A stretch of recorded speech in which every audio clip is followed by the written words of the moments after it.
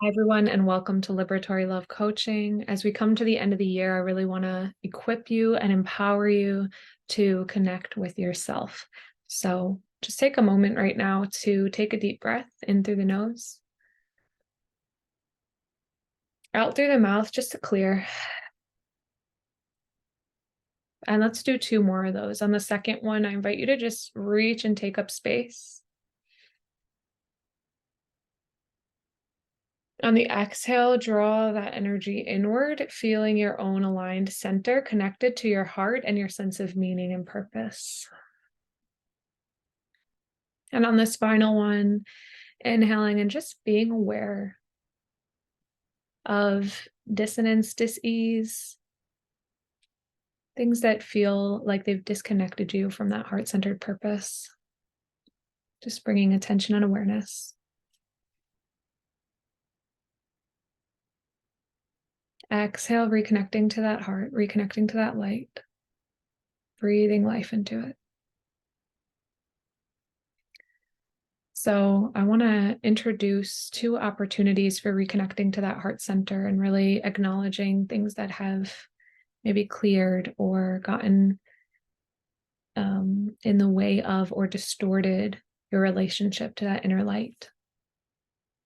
The two opportunities are for dealing with overwhelm and underwhelm. And both of these experiences can be extremely painful. And I've offered two different approaches to working with them that might not seem like the ordinary places you would go to work on these things.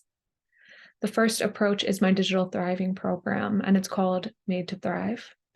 And the second is my holistic sexuality program. It's called the Embodied God or the Embodied Goddess. And I want to talk for a moment about why I'm using technology and sexuality as entry points for working on overwhelm and underwhelm. So within overwhelm, this one might be a little bit easier to comprehend. Our technological space is not just a place where we message or check email or do work. It is the hub through which we communicate with our loved ones, communicate with our future potential partners, communicate with our future businesses, our current businesses. It's the place where we get our news. It's the place where we play and have fun. And it's oftentimes a place where we don't have pause and where there's not a lot of guidance about transforming our relationship to this environment. And so we might go see some type of help therapy or a fitness group or a fitness class or a meditation environment or a church or a spiritual group. And yet, when it comes to relating with our technology, there's almost a black hole or a missing link when this space is the place where typically our fear and our shadow is getting channeled. So this is the space where the unmet parts of us tend to go and seek help because it's easy, it's accessible, it's instant. And we know long-term change is hard work and challenging and requires connection with oneself and is also joyful and enlivening, but requires that disconnect, requires open space, requires questioning, requires new perspective and looking toward the future. So when I work with you in a digital thriving sense, I'm bringing all my somatic background of connecting to heart, mind, body. I'm working with you on the goals that you have in various areas, health, wealth, and well-being, the through lines of all of my work in liberatory love. And yet I'm looking at this area that so often becomes the taboo place or almost the forgotten place, even though it holds the heart of how our shadow is interacting with individuals, communities, the things we're a part of. And the impact of working with our shadow, of working with this repressed part of ourselves, is that we get to restore energy back into our life. I also bring into this space my creative visioning.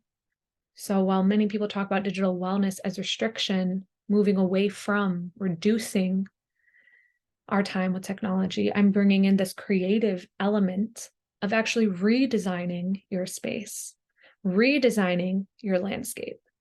For a long time, I've said I want to be the Marie Kondo of the digital world. And what I mean by that is I want you to get to center on a new meaning for how your interaction with your laptop, with your phone, with these devices that become extensions of your mind get to be cleared out, cleansed, and serve you better. Because a house is some place that when it's clean and clear, it's a place you actually want to be, where the light shines in, where goodness and joy and relationship becomes the center for. But when it's crowded and cluttered and dirty and disgusting, the mess builds new messes, new problems come that weren't there prior, broken down things create new issues. Not only does this deplete your own energy because this is a space you're living, but it also reduces your ability for connection, for love, for relationship, for purpose, because now the place that was supposed to be home feels cluttered, feels like a war zone, feels painful, feels holding of old memories of old people. So just like there's value in calling in someone to help you clear out that literal house, there is value in having someone come in and help clear out your virtual, your digital house, so new life can take place, so new life can happen. So this is why I take the approach of digital thriving when it comes to mental clarity and overwhelm, rather than just working on mental health or your desires for the future. Now, on the flip side, why am I working on holistic sexuality when it comes to underwhelm?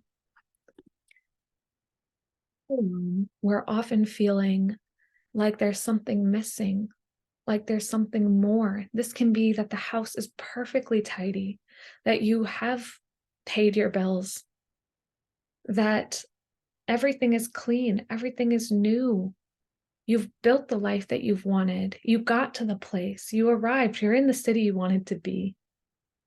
And yet there's this emptiness feeling of what next? And where is the loved ones that I wanted in this space? And while there is this overarching need, just like there's an overarching need for better mental health services on a collective level, but the digital thriving space is this particular environment where you can take responsibility and start to clean out this mental space and this artificial intelligence that you're connected with to help serve you.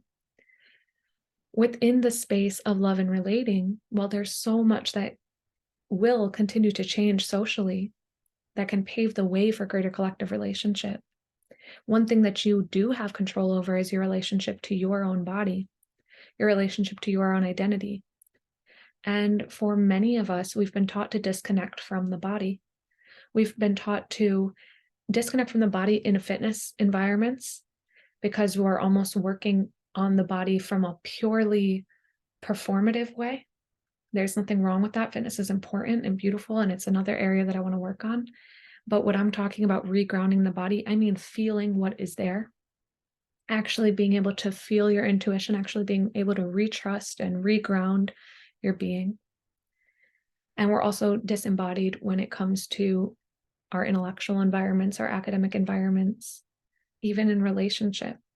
The main tool we've been taught is to basically distrust the body and work in our logic mind. And when it comes to loving and relating, this becomes profoundly challenging, especially because the body is holding, for the most part, childhood wiring. So we're holding pain from ways that we have not been loved, that we have not been cared for, that we've been taught to reject our body, that we've been taught to reject our sexuality, that we've been taught to reject our individuality as a person or our collective identity. And so restoring our capacity to relate becomes a restoration to our entire being and our ability to feel, as well as to this essence to relate intimately. And many other relationship issues end up coming from, first, this feeling of fear around intimate relating, and sexuality is at the heart of that. So you can be someone who is celibate. You can be someone who's single. You can be someone who's married.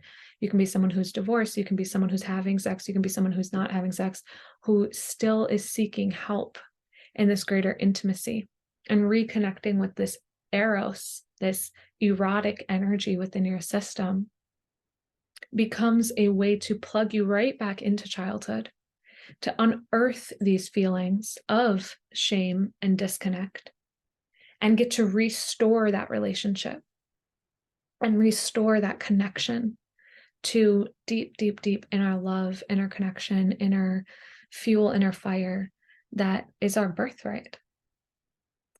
So these are two avenues for both meeting overwhelm with a vision for your greater thriving, clearing out the house and letting new light come in, and meeting underwhelm with getting to meet yourself and encounter yourself in a new way by going to the source of disconnection with your physical lived being and build out emotional resilience, strength, and a renewed identity based on self-love and self-acceptance. Both of these series are really meant to be longer, and in future I will guide them as 10-session, 3-month experiences. Also, depending on what you're bringing, I am open to a 6-month package as well. But at this moment, because they can be so big and they're both things that are just coming more into the world, I want to offer just a 1-month package, a taster. But this 1-month package is going to be rooted in daily practice. So you'll get 30 days of daily practice, because with each of these processes, by getting more in the body, period, and by getting more aware of our technological environment, it's going to take awareness and taking account and clearing out and new attention and new love pouring in.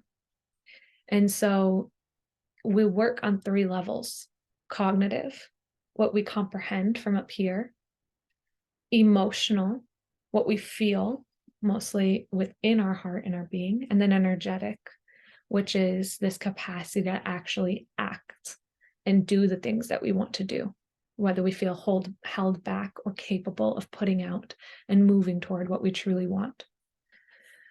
These 1-month packages involve one-on-one There's 2 options, which is to actually have 4 one-on-one sessions with me throughout the time so we can really excavate and go deep, or doing these more cognitive, emotional, and energetic practices that are going to be in your own timing, and then with a variation of live calls with me as well.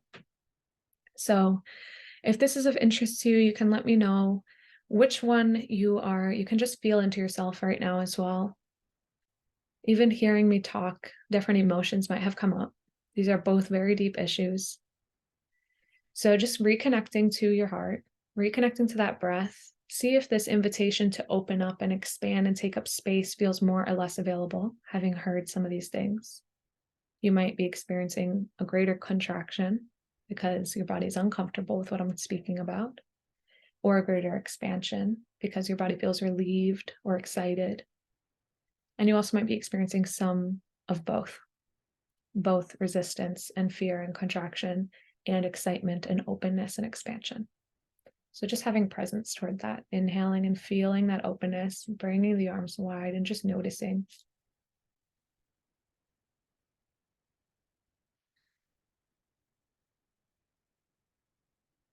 And then bringing that attention to the discomfort within the body as you sit still, reconnecting to this inner light, this inner knowing, and noticing any blockages, any resistance, any pain, pressure,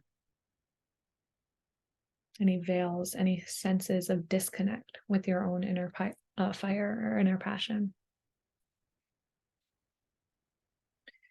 And exhale and release.